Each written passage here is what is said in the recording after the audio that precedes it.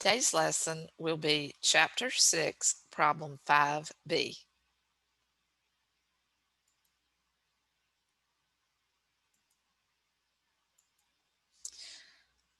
I'm sharing my screen with you now, and you should be able to see that we're on Chapter 6, Problem 5B of Cengage.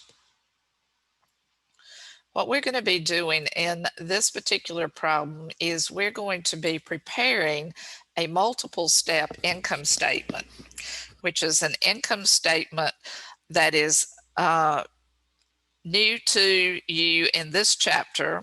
There are going to be a lot of steps involved in this multiple step income statement, and it is a very important form of the income statement that you really need to know about, especially if you go on to other accounting courses with me. So the multiple step income statement is exactly what it says it is. It has multiple steps involved in it. We usually introduce this with a merchandising form of a business because we're going to find on this income statement, you're going to have some of the new accounts that we've talked about in the previous recordings for this chapter for a merchandising form of a business. In this particular business, what they've done is they've given us the current balances of the ledger account as of the fiscal year ended June 30th, 2019. So these are your ledger account balances. This is really what the adjusted trial balance would be saying to you. And so from the adjusted trial balance, as you learned back in previous chapters, you can prepare your financial statements. So this is where we're going to be getting the information from.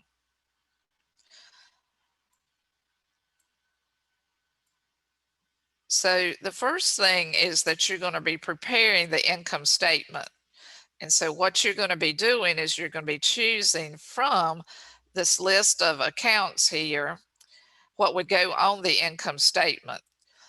Notice that the income statement is prepared for a period of time.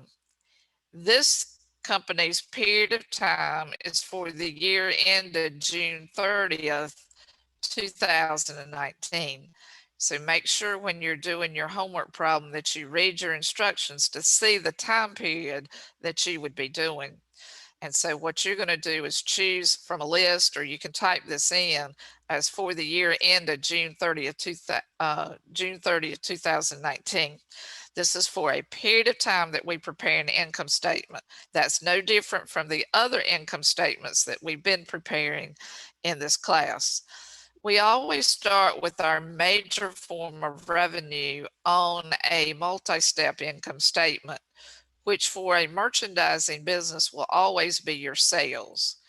So what we're going to do is we're going to choose the account title sales. Now, I think in your problem, what you're going to have to do is you're going to have to look for the accounts in the chart of accounts. And so there should be a chart of accounts with your homework problem, and you're going to look for the sales account in there. And then I would just copy it and paste it into my statement. So the sales is what you would copy and paste, and the amount is $8,925,000.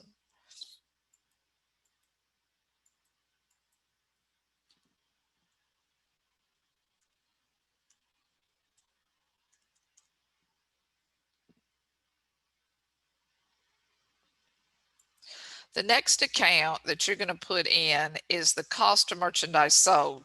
Now you'll have to find your account in your chart of accounts, copy it and paste it in here. The cost of merchandise sold always goes next in a multi-step income statement. The cost of merchandise sold is going to be one of your largest expenses for a merchandising business.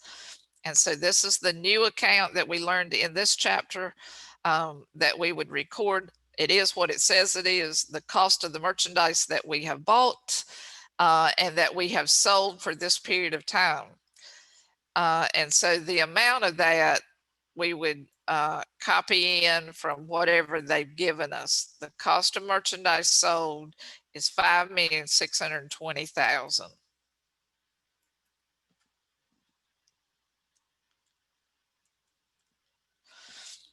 And so it's a major expense, and it's going to go with your major revenue.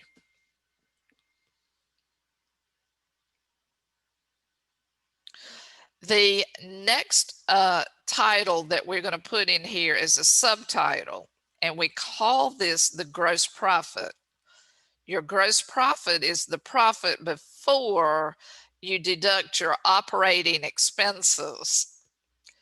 The gross profit is a subtitle that's going to show you the difference between the cost of merchandise sold and the sales.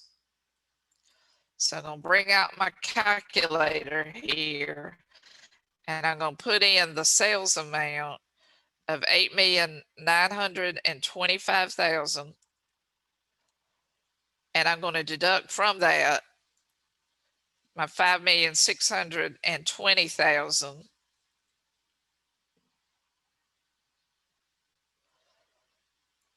And what that's going to leave me with is 3,305,000. Now, it's a good idea to check your work as you go through to make sure your calculations are correct. And so you can see that my calculations are correct so far. So sales minus cost of merchandise sold gives you the profit that's available to cover your operating expenses. Your operating expenses will come next. Notice they just call them expenses, but the true title should be operating expenses. Operating expenses will consist of your selling expenses and your administrative expenses. There are two separate categories of operating expenses. Our selling expenses are usually listed first, and the selling expenses have to do with the expenses that are related to your store or to sell your goods. And these selling expenses usually consist of items such as sales salaries expense. And so what you're going to do is you're going to copy and paste sales salary expense into your problem. The amount is 850,000.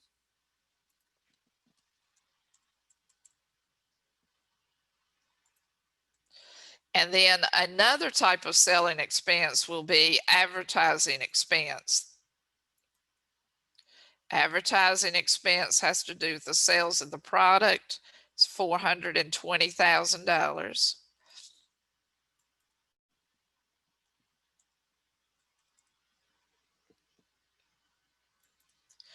Another type of selling expense would be depreciation expense that is on store equipment.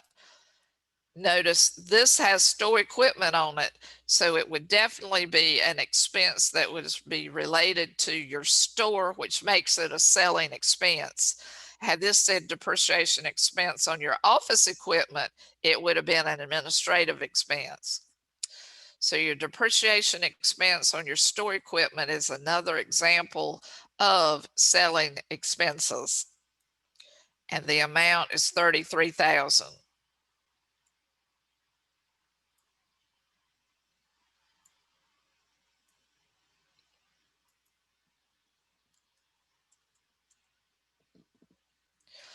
The last type of selling expense will probably be a miscellaneous expense.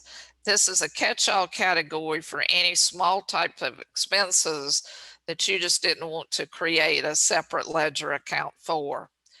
The miscellaneous selling expense is 18,000.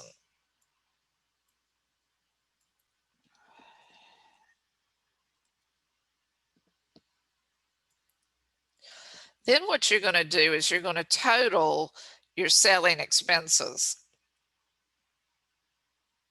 So I'm going to start with 850,000, which was my sales salary expense. I'm going to add to that 420,000 and 33,000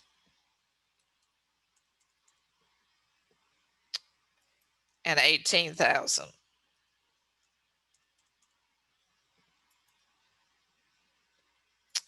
And that's going to give me 1,321,000. And again, it's a good idea to check to make sure that all your calculations are correct. So we're okay so far. Now we're going to list our administrative expenses. Administrative expenses have to do with your office, and they are general expenses that would affect the entire company. So office salaries expense is definitely a administrative expense. And the amount of that is 540,000.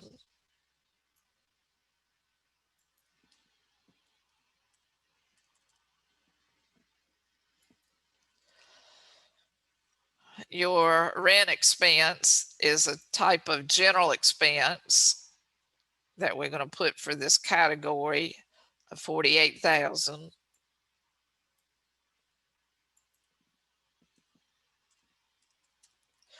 Now, if this had said that was rent expense on a store, maybe we're renting a building to put a store in, it would have gone under selling expenses.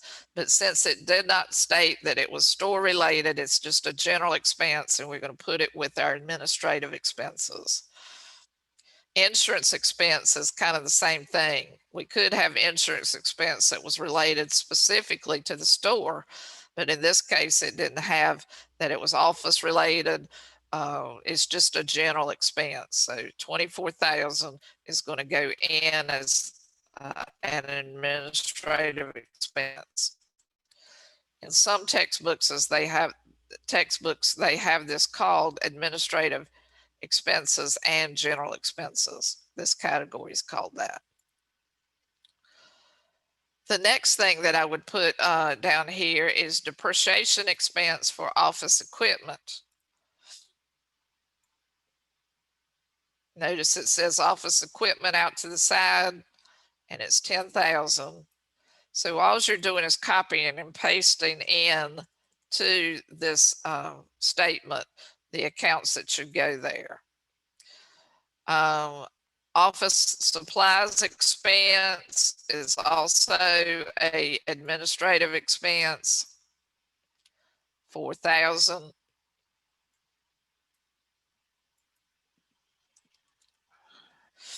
And then we have probably miscellaneous administrative expense, which again is a catch-all category for any small expense that you didn't want to actually create a general ledger account for. They just kind of threw it into the miscellaneous account. And that's going to be $6,000.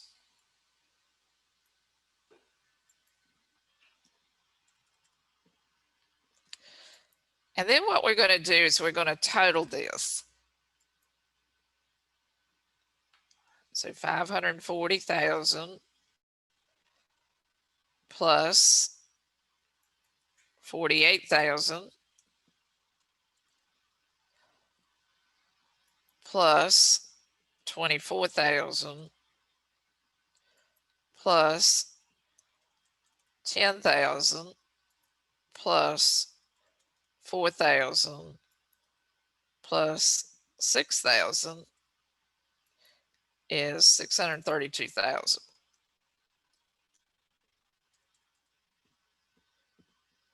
And again, check your work, just make sure your math's correct.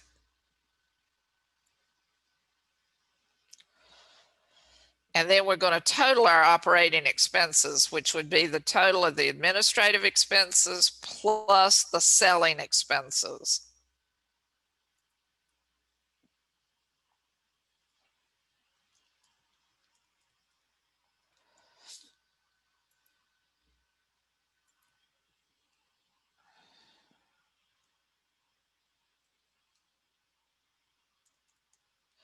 And it might be a good idea again to check your work just to make sure your math's correct.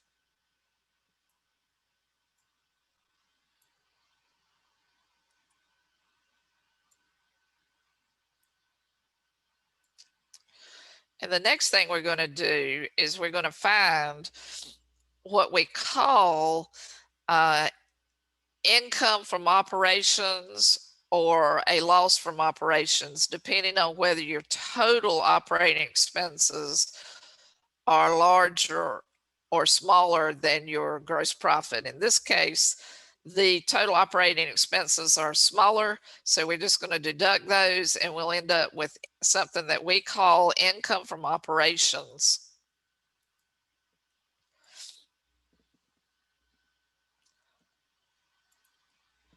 And so again, we're going to take our gross profit of $3,305,000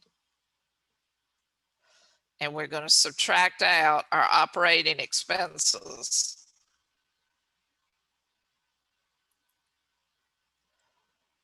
of $1,953,000. And that will give you $1,352,000.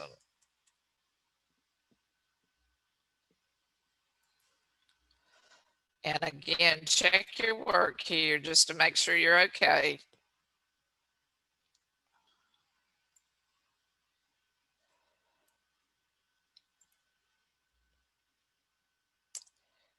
And then we're going to look at the next category, which is going to be other income and expenses. This is just the name of a category here.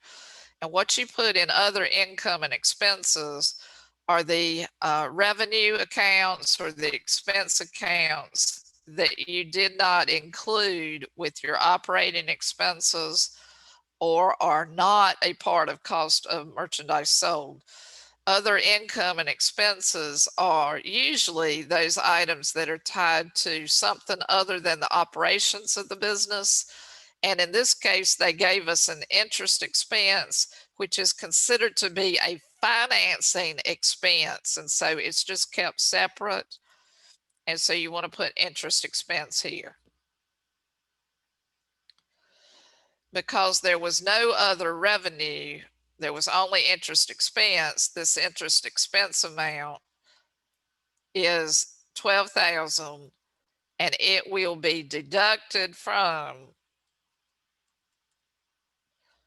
your income from operations to get your net income. Now I want you to be careful on Cengage. I think when you put down an interest expense and other expenses on Cengage, you have to put a minus sign in front of it.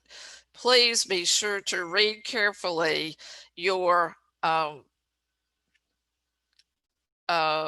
please be sure to read carefully your instructions for this income statement. So because this is an expense, it's going to be deducted from the income from operations to give you net income. The amount of the net income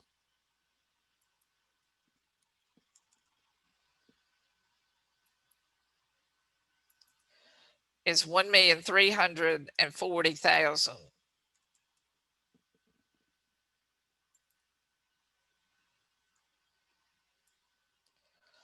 And so check your work just to make sure that your income statement is correct before we go on.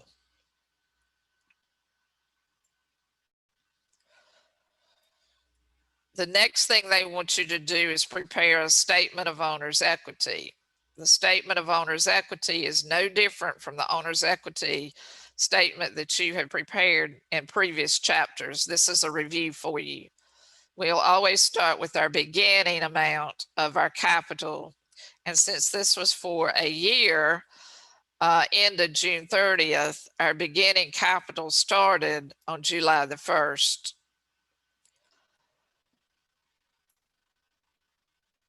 And so you want to look for your beginning capital amount And make sure you read your instructions too, to make sure that there's nothing weird in this. And so I don't see that they've given us any information, but they certainly could have. And quite frankly, I don't remember what your problem stated for you, but I'm going to pick up this 431,000 and start that, because I don't believe there was any additional investments during this time period. So I'm going to check my work just to make sure that I've entered the amounts correctly in there. And then what we would normally do is we would add any additional investments, but since none were mentioned here, it's probably going to be net income that we're going to record here. And it's net income for the year, and that would come from the income statement. 1,340,000 is the amount of the net income for the year. Then I would put in my withdrawals for this time period. And so we're going to have to look to see if there was any drawing. And there was, it was 300,000.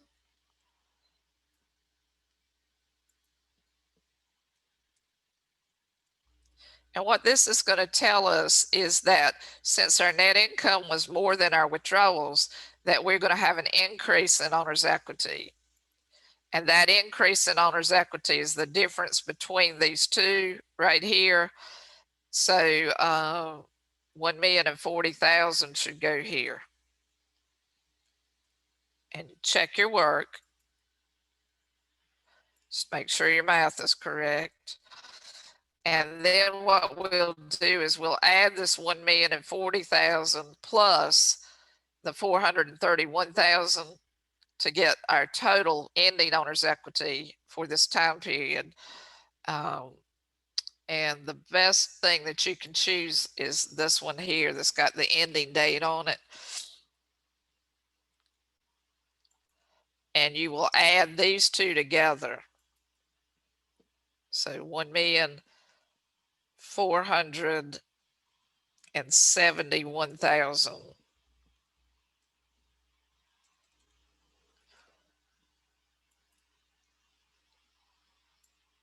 is the amount of the ending owner's equity here. The next step is to prepare the balance sheet.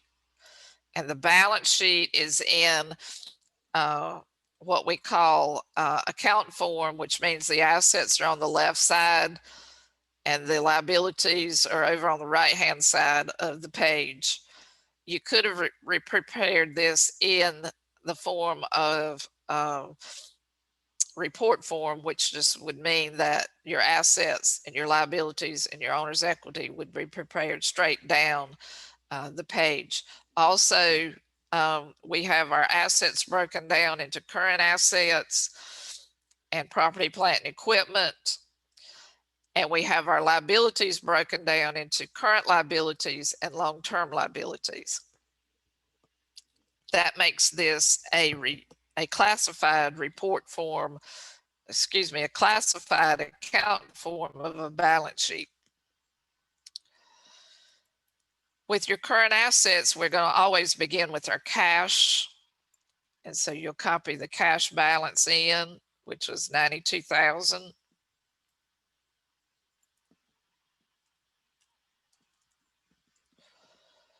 Our next account would be accounts receivable. Accounts receivable is a current asset because we believe that we'll be able to collect the accounts receivable within a year. 450,000 is the amount of the accounts receivable.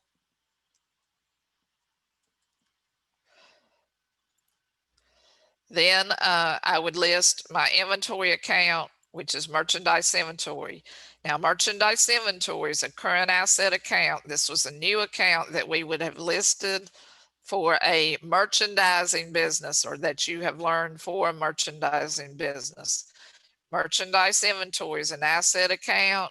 The amount is 370. It is considered to be a current asset account because we expect to sell this merchandise inventory within the year. The next current asset account that I would record is the estimated returns inventory. That was a brand new account that we've introduced in this chapter. It too is a current asset account because all inventory accounts will be current assets.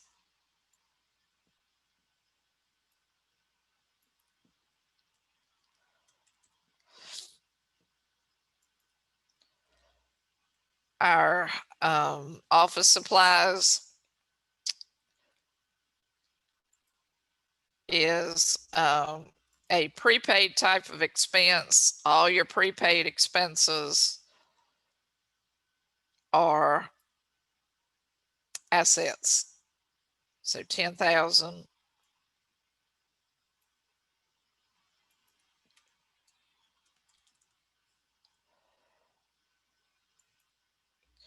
And then your prepaid insurance is a type of asset account. And your prepaid insurance is 12,000. All your prepaid accounts will be current asset accounts because we expect to use these up within 1 year. And then what you'll do is you will total up your current assets. So 92,000 plus 450,000 plus 370,000 plus 5,000 plus 10,000 plus 12,000 is 939,000.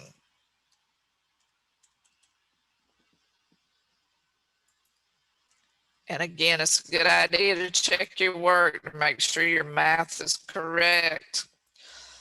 And for some reason or another, that was entered in there. It shouldn't have been there. This is office equipment. These are your plant assets. And I don't know if I just clicked on something wrong there. I wasn't even on that category, so I don't know how that happened. But anyway, office equipment would be listed as a plant asset. And the amount is 220,000.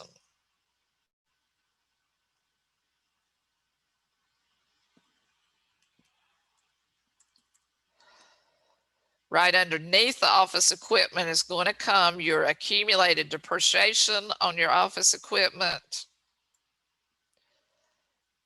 And that amount was 58,000.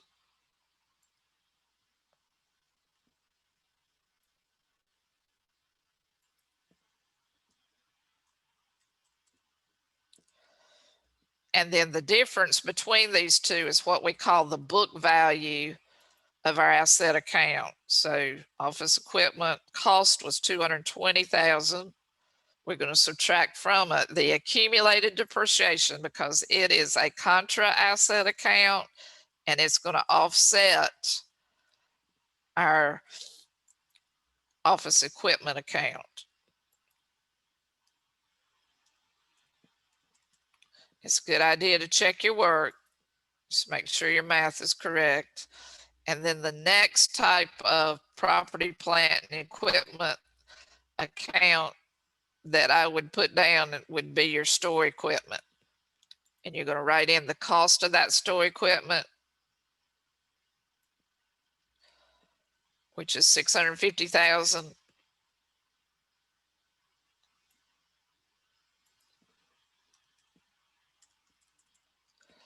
And then we're going to subtract out our accumulated depreciation.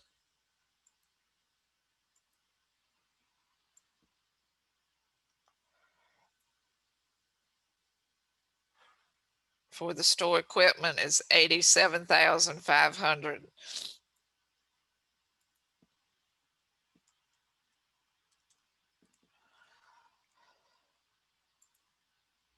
And in our calculator, we're going to put 650,000 minus 87,500 That will leave you with 562,500.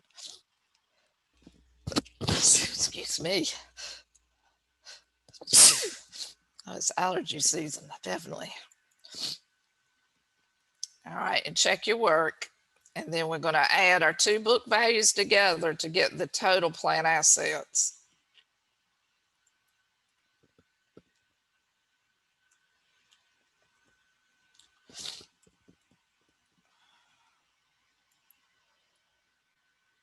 And that will give you 724,500.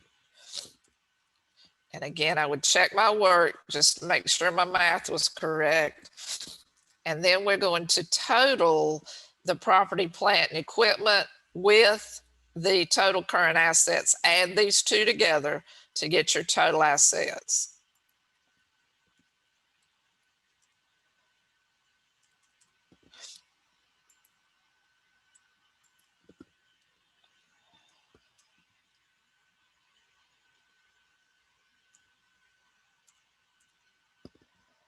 So it's 1,663,500.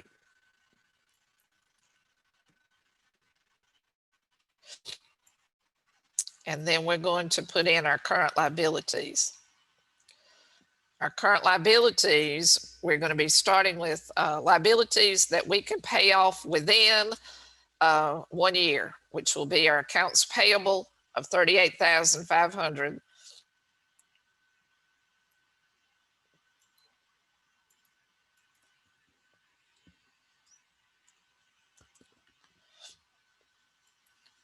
Our customer refunds payable, that's a new account that we've learned in this chapter, which is 10,000.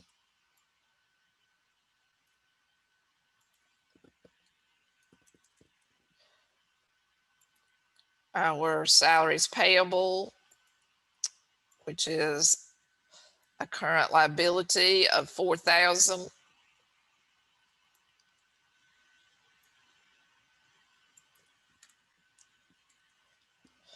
And then on this next part, I want you to make sure that you understand this. Look at your instructions carefully. You're going to prepare a balance sheet and you're going to assume that the current portion of the note payable is $7,000. This is something a little different that we've been doing. So this is our current liability that we owe toward our note payable. So there's an account here that we would call note payable. Sometimes it's called current portion of note payable, and that amount is going to be $7,000. And then we're going to combine all of these together to get our total current liabilities.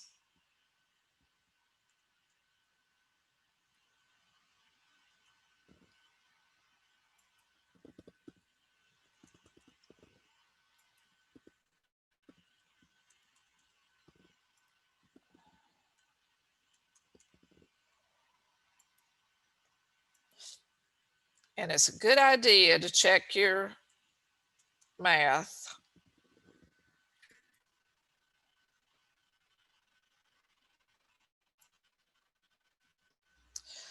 And then in our long-term liability section, our long-term liability is this note payable here, but since you recorded part of this as a current liability, remember 7,000 was the current portion of this, you've got to subtract it out.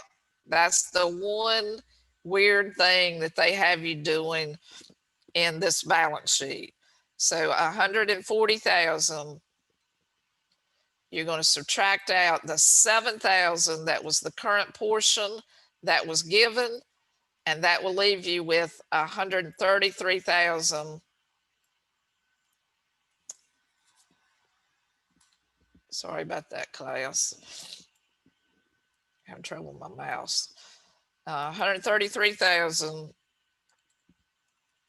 is going to be the current portion, excuse me, the long-term portion of notes payable. So notice this is on here twice, but this is the current portion, which will be paid off within a year. This is the long-term portion, which is going to take you longer than a year to pay off. And it's a good idea to check your work here. Just make sure your math is correct. And then we're going to total up our liabilities. We're going to add the current liabilities and the long-term liabilities together. And that will give us 192,500.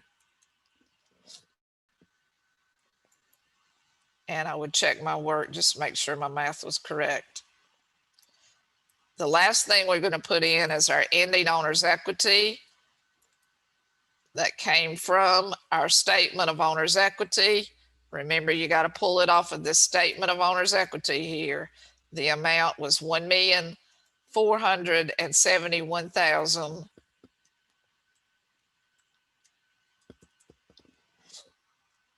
And then we're going to combine both of these together. Combine your current liabilities and your long-term liabilities together to get 1,663,500.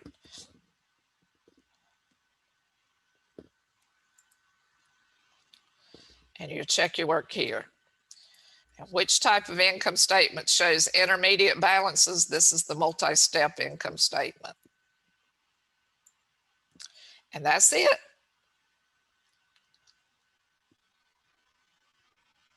So this is the last video that we're going to do for this chapter, chapter 6. So I'm going to stop sharing this with you, and we'll see you again next time. Bye-bye.